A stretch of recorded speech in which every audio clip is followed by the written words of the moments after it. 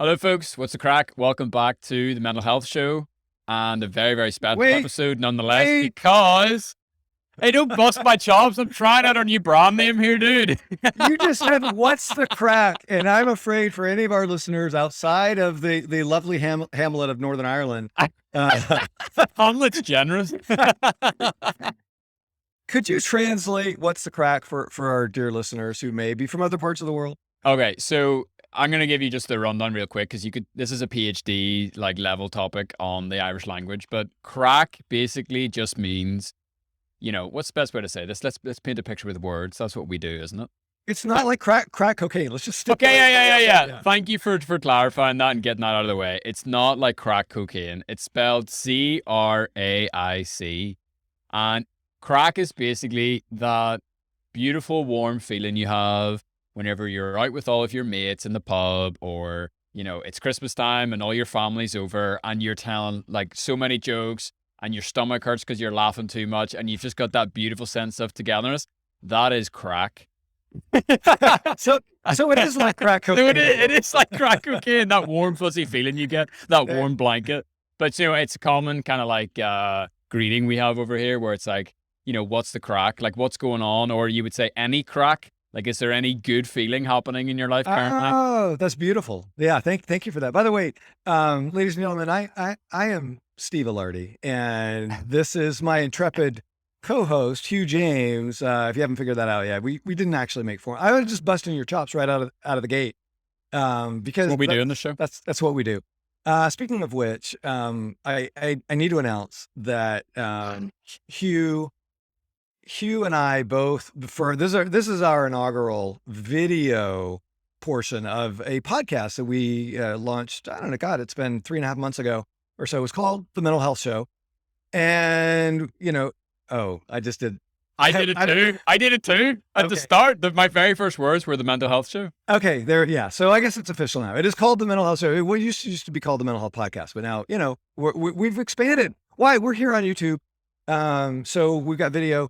And we decided for our very first inaugural video portion that we'd both get shiny new haircuts. Look at that. And Hugh, of course, being the diligent, conscientious fellow that he is, and having this glorious head of 27-year-old hair, it was leonine, which is to say like a lion's mane. Now it's just very sheen.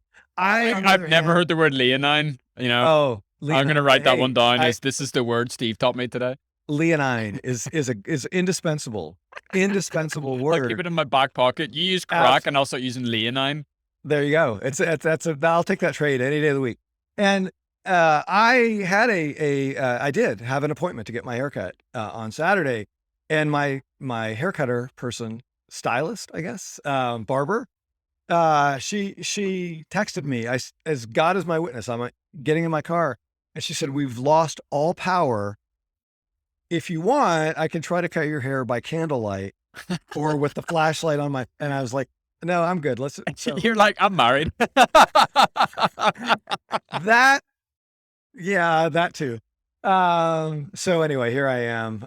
You can't see, thank God. I've got the headphones on, and it's out of control. Is this how you feel whenever a student comes into your class and gives you like a really bogus excuse for not doing their homework?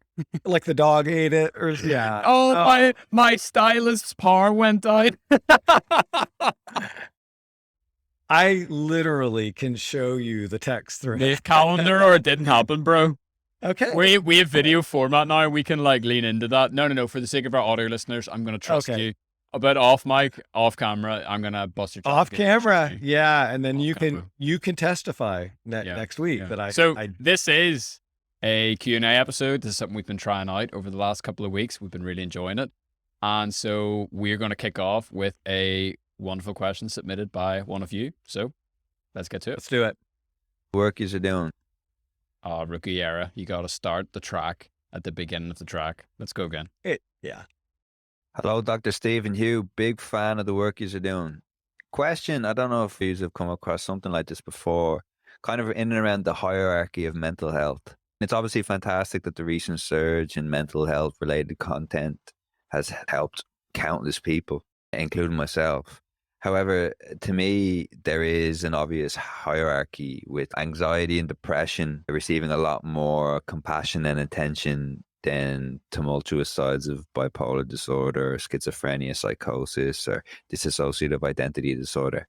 And obviously, anxiety and depression are the most common, so that would kind of justify it getting more attention. But I still think that certain mental health conditions are not really getting fair representation. And yeah, guys, I was wondering, how do we tackle that? Thank you. Thank you. I mean, that's an Irish accent. Like, I It's think I have an Irish lovely. accent. That is just, that's like a Seamus Heaney poem in verbal form. That is just gorgeous. Is brilliant. Absolutely. Yeah. But also a brilliant question and really speaks to me. I love this idea, and I hope our listeners caught it, that there is a kind of a hierarchy of compassion that many people feel, and it's not intentional. It's not something that we sit down and think about, oh, I'm going to have more compassion for this person suffering than that person suffering. And I think, really that question embedded a key insight, which is maybe for many people, anxiety and depression, and maybe even for many people, substance use challenges, they're very relatable. Yeah. They even if I haven't suffered from given, issue, depression, there are loved ones there. I've seen it up close. We've all seen it just about everybody's seen it up close. And so here's the deal. I really believe that for many of us, our compassion is tied.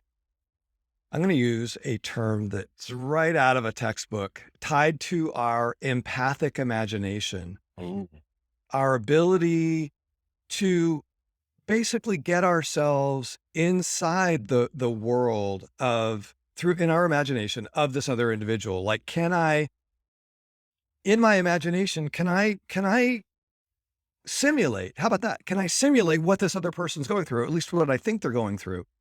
And we see somebody who's suffering maybe from panic disorder or severe depression or, an addiction. And it was like, yeah, I think I can kind of get in that headspace. If we see somebody who's hallucinating, who's psychotic, who's lost touch with reality, who is completely disorganized, and, maybe they're living on the street, maybe they're erratic, they're volatile. And we're like, I don't even know what's happening here. Yeah. I can't get inside that headspace. And it feels very other. It feels very, And that's actually where my head went. Like, I was literally about to jump in, but like, I think about like, oh no, no, no, but like those mental disorders aren't for exactly. like homeless people. Like Yeah. people like us don't have disorders like that. Like they must have those disorders because they did something wrong. And even if that's not your opinion about homeless people, there is that just automatic weird bias that pops into your head and your brain just runs with it. It's like, oh, Yeah. hierarchy. Let's position myself in a really, really high, comfortable place in this hierarchy so I can look down at other people because I don't know why. That's just the way we are. It's the way we are. And, so part of it is just that natural human tendency that we can feel empathy and compassion for people whose suffering feels like ours. We can identify with it. Secondly, if the person who's suffering feels like part of our tribe, part of our in group, Mm. then again, part of human nature. I'm not happy about this, but it does seem to be part of our genetic legacy, our evolutionary legacy.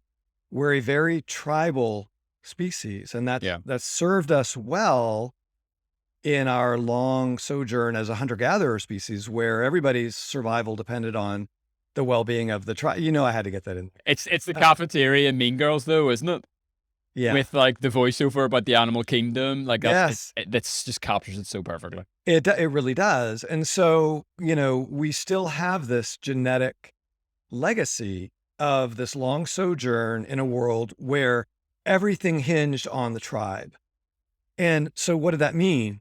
We have these off the shelf intuitions about who's in our group and who's outside. And if they're outside, by default, They are more suspect.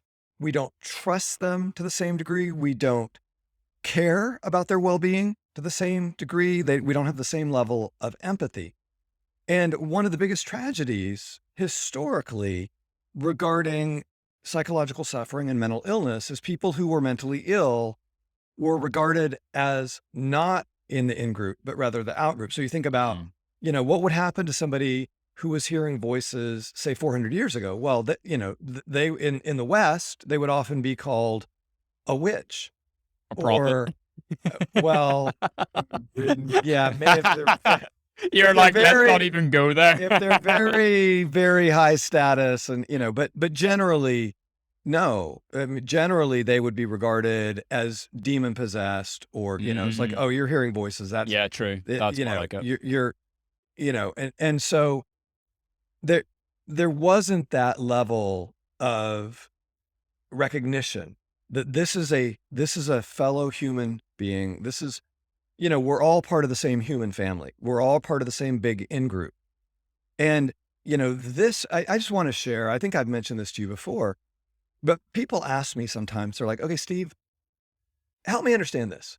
Like, dude, as an undergrad, you never took a psych class. You went through a double major in math and economics. You wrote computer code. You worked for a major bank.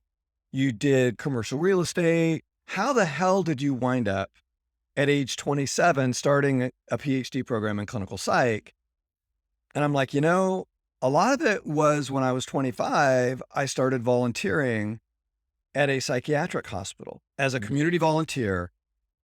Why? Because of my annoying friend, Dan. Actually, God bless him. He's one of my best friends in the world. And he said, this would do you good. He's like, you're out there selling your soul in the corporate world, working for this big bank, doing all this soul crushing sort of work. Why don't you get down in the trenches with people who are really suffering, who just need human contact?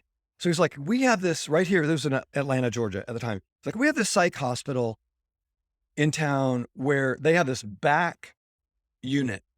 It's like hermetically sealed off, locked unit with like the sickest of the sick patients. A lot of these patients, they're all psychotic. They've lost touch with reality. They're hearing voices. They have delusions. They're really, really sick and disabled, and they're desperate for volunteers to just come and be with them and spend time with them.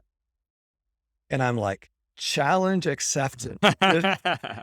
Like, it scared the crap out of me, but I was also intrigued. I was like, okay, well, I want to see it. And so I get there, and my first assignment is just hang out with these patients for 3 hours. If they want to play cards, if they want to talk, if they just hang out, give them some human contact, because most of them have never been visited by their families in the past year. They're just like in this warehouse where they're getting their meds and they're just kind of there, just vegging out.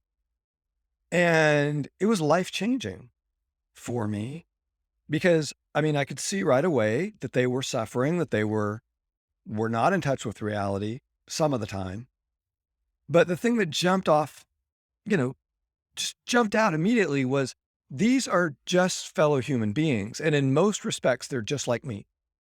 They, they, they care about what I think of them, just like I care about what they think of me.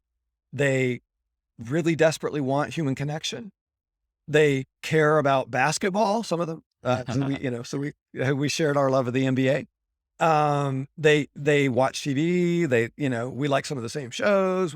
I mean, it was so revelatory because more than anything else, it just smacked me in the face with this epiphany that no matter how mentally ill somebody is, they're just a fellow human being. And yeah, they may be hearing voices and I'm not.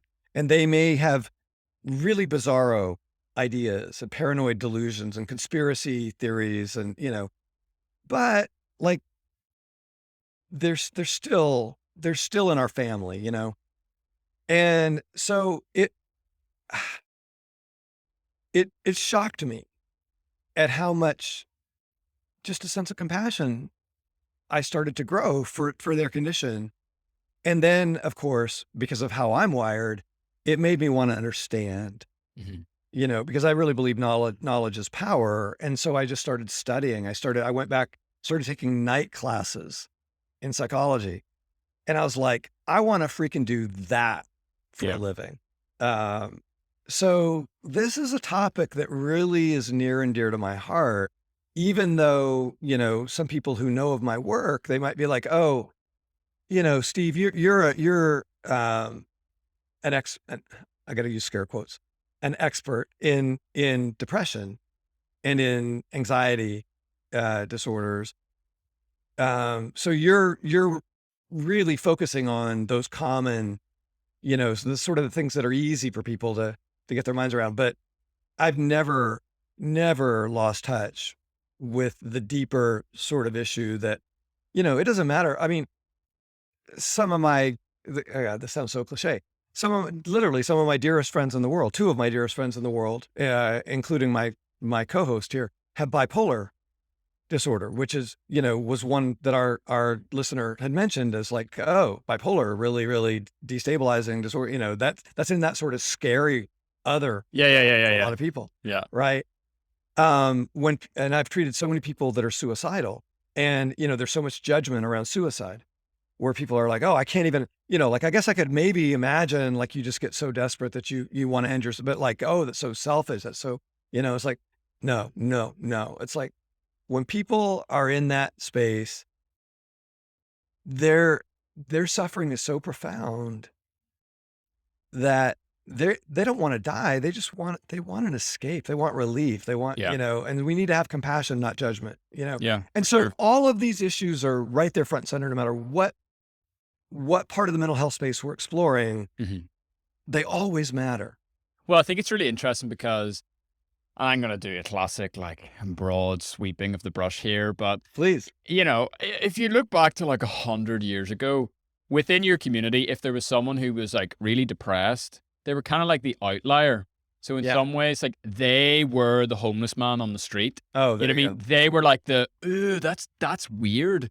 Whereas now, because the depression rates and the anxiety rates are, like, Sky so high. sky high, in some weird way, like, to have anxiety, have depression makes you somewhat like neurotypical. Like you're Oh, almost part of the in crowd. And so because that in crowd has kind of like now involves like people with quote unquote normal mental health disorders, then I think by our nature, like the things that are kind of outside of that seem scarier and like you said at the start, less relatable, then we don't really have that drive or that compassion, or maybe even there is fear around that. But all that to say, I think I want to call back to something you said in Addiction 101. And I was really pushing you on behavioral addictions because I'm a behavioral addiction guy. yeah. Like, I'm like, what about the porn addicts? What about the video game people? Like, what about Yeah, the yeah. social media, like teenagers that blah, blah, blah, blah. And you were like, yes, yes, all that's important. But like, there are more people taking their lives via drug overdose, accidental and intentional than ever before. And so our most emergency break glass in case of emergency approaches should be to try to save as many lives as possible. And I think because schizophrenia and bipolar affect fewer people, Yeah. in some ways we do collectively as a culture have to take a statistical approach and say, well, what is going to be for the greater good? And I don't want to open up a huge philosophical discussion. Yeah. It's the reality of the numbers. Depression and anxiety are going to get more airtime because they affect more people, period. Yeah, that's a really interesting. I like that insight. I do think on the other, I agree with all that, but on the other hand, um, schizophrenia is so disabling, and it's only Mm, 1% of the population, but that's still 3 million Americans, wow. and what 700,000 Britons. It's a lot of people, and for those individuals, it's often usually so disabling. And, it has a high burden of suicidality as well, tragically. With bipolar, get this, when I was in graduate school 3 decades ago, we believed that the lifetime prevalence, the how many people would get bipolar in their lifetime was 1 to 2%. And now estimates are as high as 5%. That's not rare. That's, 1 out of 20 people. Wow. And, we can have a whole episode on like why the increase. Is it real? I believe it is real. Why? Whole array of factors. I don't know if we want to talk about that right now, but I'll give you a couple. I mean, obviously our life. I knew you couldn't resist. I was like, All in right. my head, I already was like, okay, bipolar 101. Uh, I see it all mapped out in my head, and you're like, I can't, okay. okay, never mind. Never mind. We'll talk. Yeah, bipolar 101. Stay tuned, ladies and gentlemen. We're going to have a whole episode unpacking what is bipolar and why is it increasing. But so, yeah, I mean, when you look at the societal burden, even of less common disorders, it's gargantuan. I honestly think part of the issue right now is in the US, and I can't speak to what's happening in Britain, but in the US 30, 40, 50 years ago, patients who were severely mentally ill with schizophrenia or severe uncontrollable bipolar disorder were often hospitalized for long periods of time and sometimes institutionalized for long periods of time, or they were put in like a halfway house or something where, Yeah. they had a lot of support, but they weren't really visible. Yeah. And then here in the States, over the last 40 years, we were like, oh, that's so inhumane and cruel to have these folks in these hospitals. So let's get them out in the community, and we'll like spend all this money and have all these great resources and all these social workers, and we'll have all the, and everybody was like, oh yeah, okay, sure. That sounds good. And then they just kicked everybody out on the street and didn't follow up Yeah. with the spending. And so it's like, what the hell did they think would happen Yeah. if we kicked all these severely disabled patients out on the street without all the resources to help them actually make a go of it? Yeah, they're all living on the street. Not all of them, but a huge share. So when you look at the problem of homelessness in the States, it is overwhelmingly people who are severely mentally ill, who a generation ago would have gotten a lot more care than they get now, and or people who are severely disabled by addiction. And that's I'm not saying that's all of it, but that's the vast majority of the chronically homeless. And Yeah. so it's out there in people's faces, and they're seeing it. And again, it feels very other in a way, like a generation ago, you could say, well, it was more invisible. Is that better? But it was just out of sight, out of mind, really, wasn't it? Yeah, which I'm not sure is, morally, ethically a better place. But I mean, at the very least, I think there was more of a sense of compassion. Yeah. For like, oh, that's too bad that, that couple had the child who's in the institution, and oh, that's a shame. And now that child is living on the streets and people are scared of that child. Yeah. And so it's like, oh, that's other, and they don't have any compassion. So how do we go about kind of dismantling that hierarchy in some sense? Even like, I'll not ask you on like a societal level, but like, Yeah. I think the question was very much At an individual. You could hear the empathy in the guy's voice. Yes, absolutely. So, for us, if we are even in that in crowd, and maybe we have like depression, maybe we have anxiety, like how do we Right. try to organize and challenge some of the biases that we carry? Yeah. So I'll tell you a quick story. So I had a student in my abnormal psych class about 22 years ago. He took it in the summer. Brilliant young man, bipolar disorder. And we stayed in touch. We used to play basketball together sometimes. What were you like back then? Come on, tell me about it. Were you just destroying people? Were you just literally dominating the court? No. Very, very slow white dude with limited verticality, but pretty decent jump shot, decent handle, decent Okay. court vision. So, I could contribute. I was a role player. So, dude, literally, whenever I practice basketball in my back garden and I imagine us playing, like rocking up to a court in Belfast together, I picture you as the playmaker. You know what I mean? Like, just like making it happen. Yeah. So that's funny. Well, anyway, Brian, his name's Brian. He and I stayed in touch over the years, and he is an amazing public speaker. Oh, well. And he comes most semesters and gives a guest speaker talk about his experience with bipolar. And my students are blown away because they have this stereotype of like, oh my God, if somebody has bipolar, they're thinking like Kanye off the rails, Yeah. or other high profile people with bipolar who get psychotic or who get really, really, really disinhibited and, all the stereotypes. And Brian comes and he's funny and he's charming and you can tell he's really suffered. He had a very, very severe suicide attempt as a young man, nearly died. And he still got a lot of the high spontaneity and creativity. Anyway, what always ends up happening is students flock to him and I have them share a reflection paper.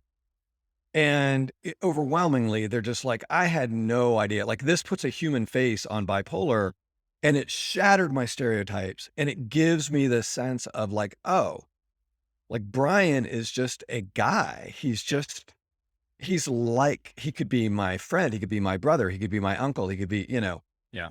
and like, he seems so normal, quirky, but normal. Yeah. And now you can see them going, bipolar, other outgroup, low compassion. Oh, bipolar. He's part of my people. He's like, and their compassion goes up and their understanding goes up and you can see their circle of empathy Mhm. grow and you can see their circle of moral concern grow. And, it's not that big a step to expanding it to schizophrenia. So I want to just drop one last little thing for our listeners, our viewers. There's an amazing TED Talk by a woman who has been diagnosed with schizophrenia. And when she gives this talk, I believe as a clinician, she doesn't say this, but I believe she's at least in partial remission. She's doing well. She's still hearing voices. Her name is Eleanor Longden, Longden. You can look it up. We could put it in the show notes. Eleanor Longden. And I believe the TED Talk title, you can find it on YouTube, is like The Voices in My Head. And it's like 12 minutes. And you watch Eleanor, I promise you, your level of compassion and empathy for schizophrenia and people who hear voices is going to grow because you're going to be like, she could be me. Mm. She could be my sister. She could be my aunt. It's super cool. Wow. We should actually talk about interviewing her. That would be really interesting. Love it. If we come around to doing all that sort of stuff. Yeah. I just yeah. want to end, like, I just kind of want to tie back to something you said earlier. First of all, I love that point you just made. You said something like expanding your circle of empathy. I thought that was Yeah. so great. Like, just visually in my mind, I was like, yeah, that works really well. I wish that were mine. Really? Is that a quote? Did you just professor me there? Yeah, that's It's like Good Will Hunting. It's like page 97, London. yeah, that's the philosopher Peter Singer.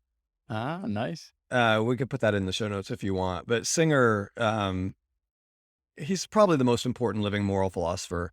He's the catalyst behind the effective altruism movement. Will MacAskill, who's a Scottish philosopher, who's a young guy, not much older than you, I think, sort of took the ball and ran with it. But Singer talks about how we all have a circle of moral concern that starts with ourselves and our loved ones, and maybe expands for most people out to their in-group, their tribe. And he says the greatest moral challenge of a human life is expanding that circle of moral concern to encompass the entirety of humanity. Wow.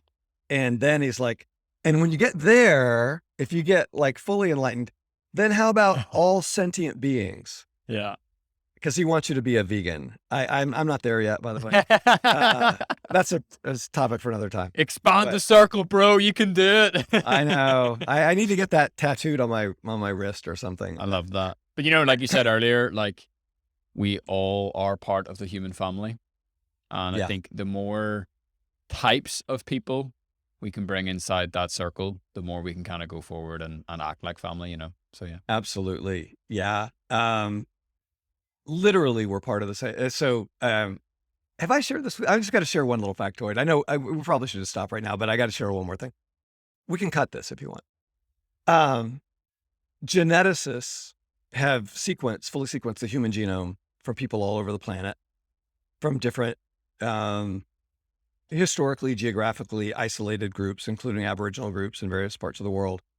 And one of the questions they've asked is, if you plucked any two people off the planet and sequenced their genome and looked to see what's the most distantly they could be related? Or to flip the question on its head, how closely related are we?